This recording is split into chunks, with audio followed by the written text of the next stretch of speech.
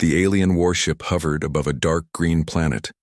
Thick clouds rolled across the sky like smoke. The planet looked quiet from space, but it was not. Inside the ship, Warlord Xarnak paced back and forth. His armor clanked with every step. He had led many battles, crushed many enemies, but this world felt different. His scouts had reported strange dangers, plants that moved, animals that hunted in silence, and storms that came out of nowhere. Xarnak had landed his troops hours ago. Now he watched reports flash on the screen. Troop losses were rising fast, not from enemy fire but from the planet itself. One of his commanders was eaten by vines that wrapped around him like snakes. Another squad vanished in a fog that turned their skin black. "This place is cursed," growled Xarnak. He turned to his aide, a thin creature named Grillnock. "Send the message. We need backup, and we need it now." Grillnock nodded and typed quickly into the console. The signal shot out into space, bouncing off hidden relays heading toward Vorthan space.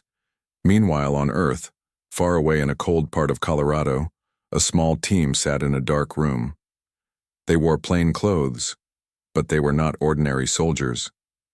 They were called the Deathworld Response Team, DRT for short. Their job, find and stop any alien threat before it reached Earth. Jake Monroe, the team leader, leaned back in his chair. He was tall, with tired eyes and a scar on his cheek. He watched the message play again on the screen. Requesting immediate backup. Planet hostile beyond known levels. Requesting immediate. Then static. Monica Carter, the scout, frowned. "They think Earth is one of these death worlds?" "Maybe," said Jake. "Or maybe they just picked the wrong planet." A voice came over the speaker. "Orders from command. Deploy immediately. Coordinates sent. No more talk. No questions. Just orders." Within an hour, the team was loaded and flying.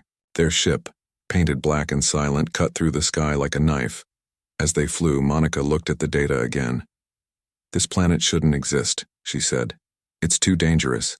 Everything there tries to kill you." Jake didn't answer. He stared out the window. Somewhere ahead, a battle was waiting.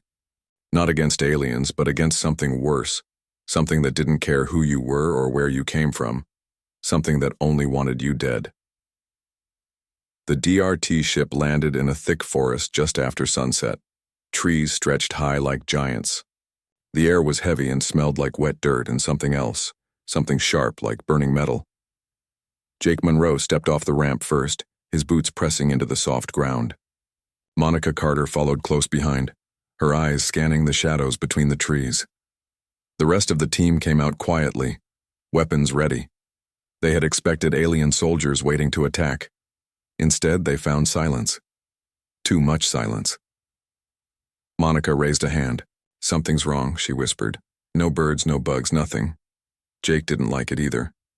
He gave a signal. The team spread out, moving slow and low through the trees. Then the scream came. It was loud and sudden, cutting through. The quiet like a knife. It wasn't human. It sounded like something big being torn apart. Everyone froze. "That came from east," said Daniel Reyes, the sniper. "Not far." Jake pointed. They moved fast but careful. As they got closer, they saw shapes moving in the dark. Not aliens. Something worse. Creatures. Long bodies, black skin, and glowing eyes. They were tearing into something on the ground, something that used to be alive. Monica ducked behind a tree. "That's one of their scouts," she said, pointing at what was left of the body. Vorthan armor. Jake cursed under his breath. The aliens had been here first, and now they were food. Suddenly the creatures stopped. Their heads turned toward the team. They sniffed the air, then they charged. Gunfire cracked through the forest.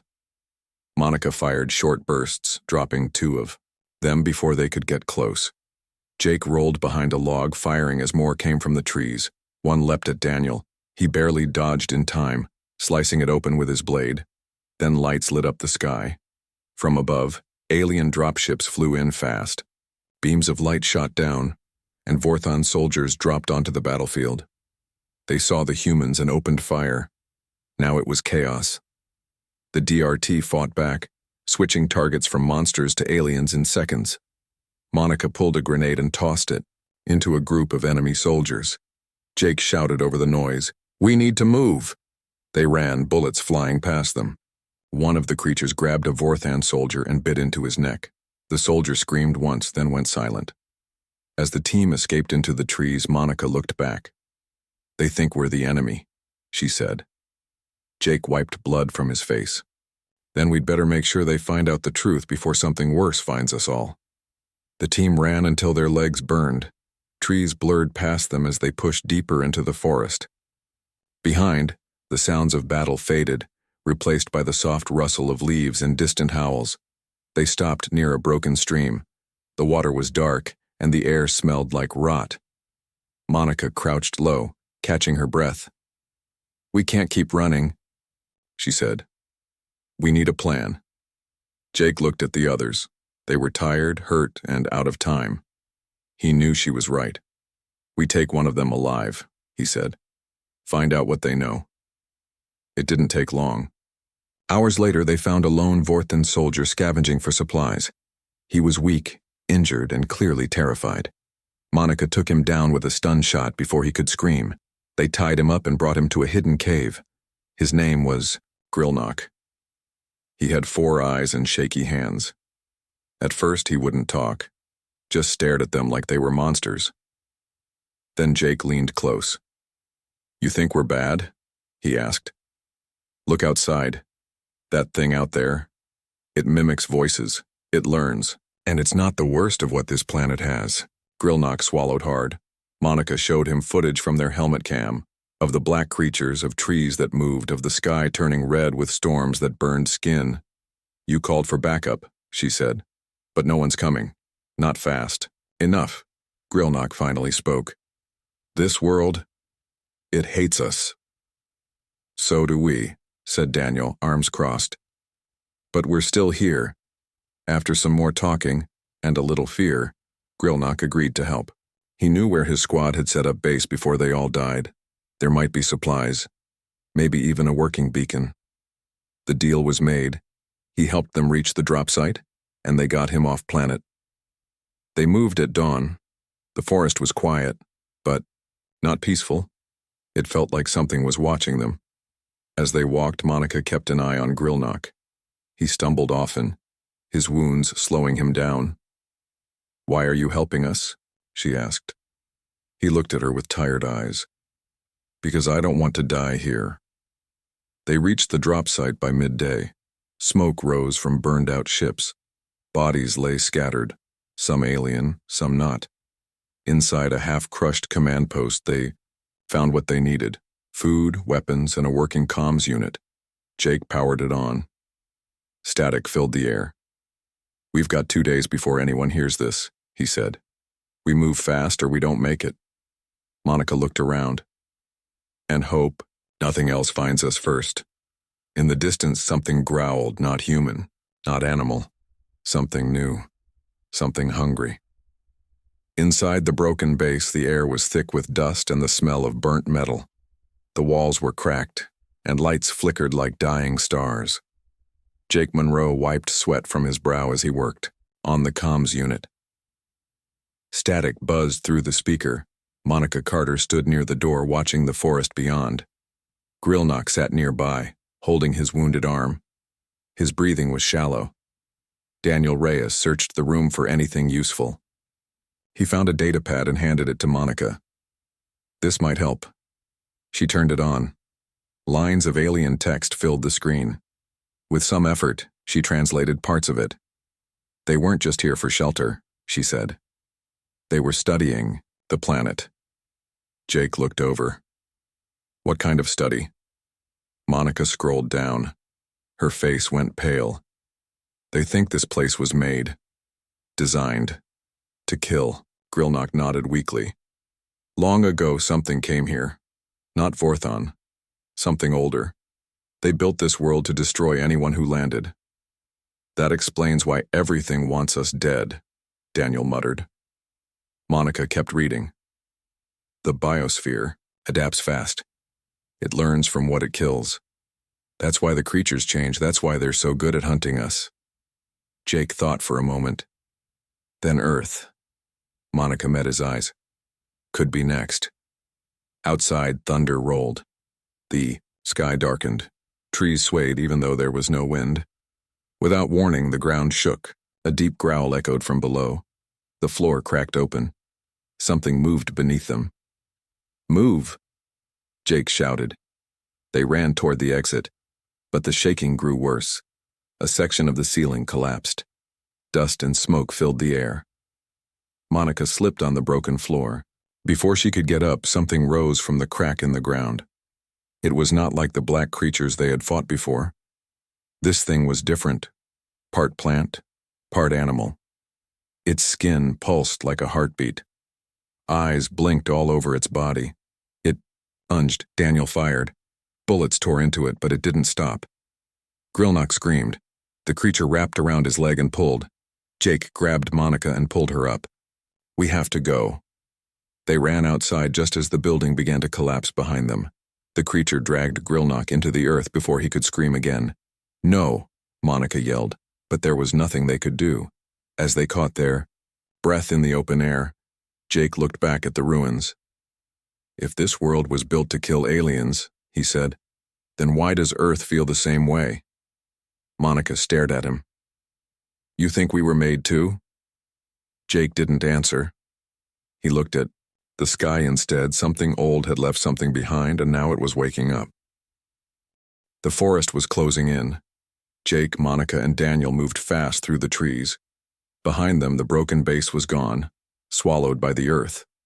Grillnock was gone too. There was no time to mourn. They needed shelter. They needed answers. The sky turned red again, not from sunset, but from something deeper in the planet. The air felt heavier. The trees seemed to lean toward them like they were listening. We need higher ground, Jake said. Before this thing eats us too. They climbed a rocky hill, weapons ready. Every sound made them stop and listen. Every shadow looked dangerous. At the top, they found what was left of an alien scout tower. It was leaning, half buried in the dirt, but still standing. Inside, they locked the door and caught their breath. Monica sat down hard. We can't keep running like this. Daniel checked his rifle. Not much choice.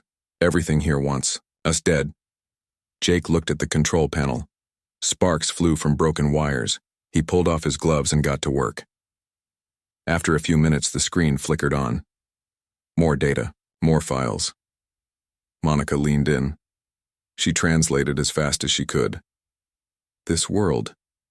It wasn't just built to kill. It was meant to test life, to see what survived. Daniel frowned. Test? She nodded. The old ones, the ones who made this place, they seeded planets. They dropped life and watched what happened. Only the strongest lived. Jake stared at the screen. And if Earth is like this one, Monica finished the thought. Then we were part of the test, too. Silence filled the room. Outside, something scraped against the metal wall. Slow, wet, like claws dragging across skin. Daniel raised his gun. Jake kept talking. If we're part of this experiment, then maybe we're not the victims. Maybe we're the winners. Monica shook her head.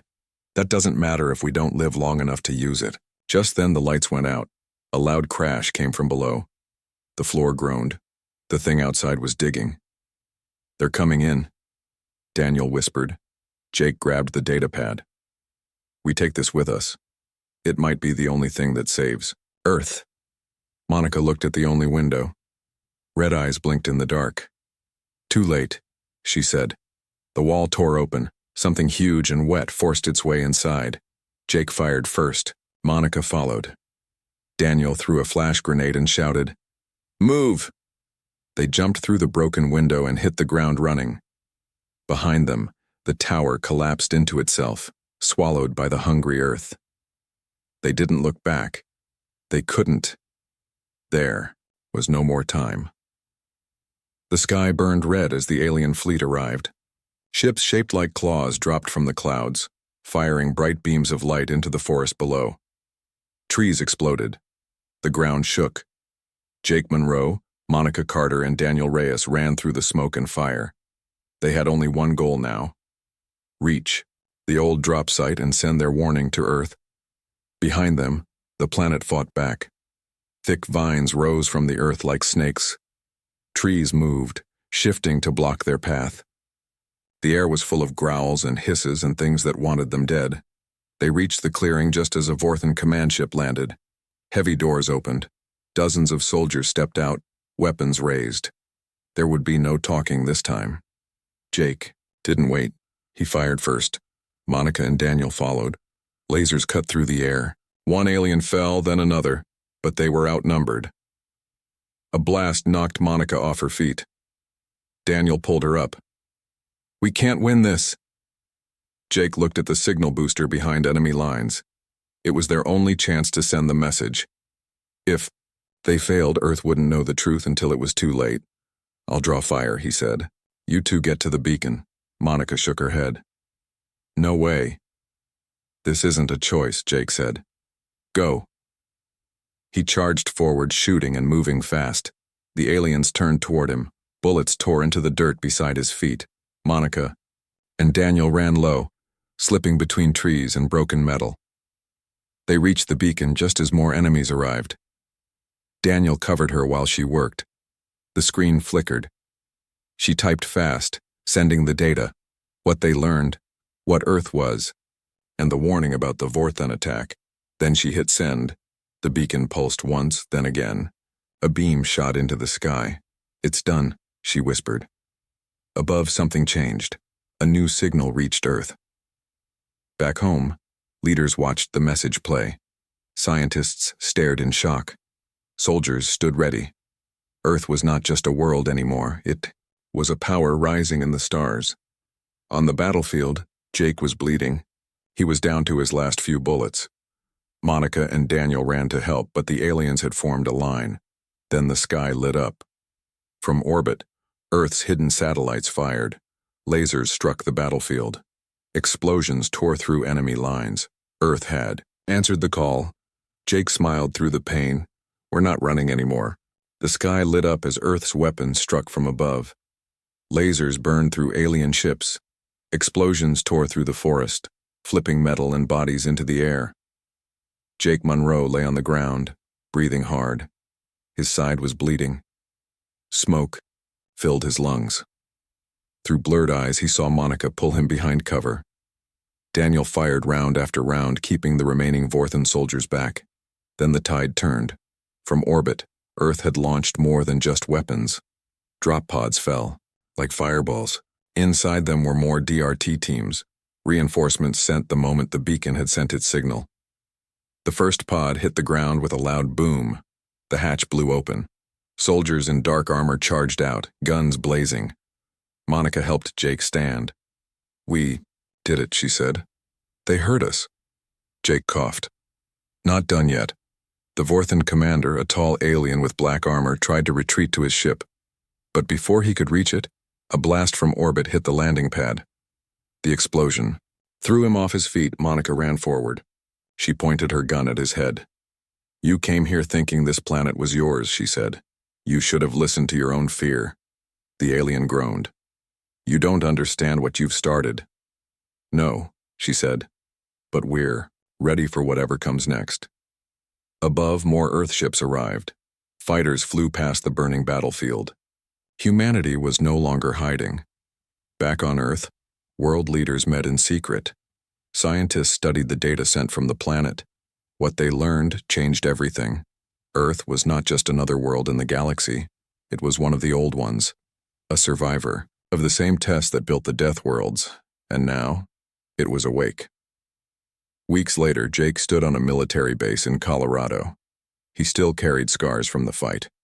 So did Monica and Daniel. They watched a new mission briefing flash on the screen. Operation Starbound, find the origin, learn the truth. Monica looked up at the stars.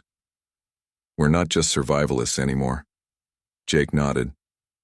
"No, we're something else now. Something the galaxy had never seen before. Humans, predators, explorers, and now players in a war among the stars.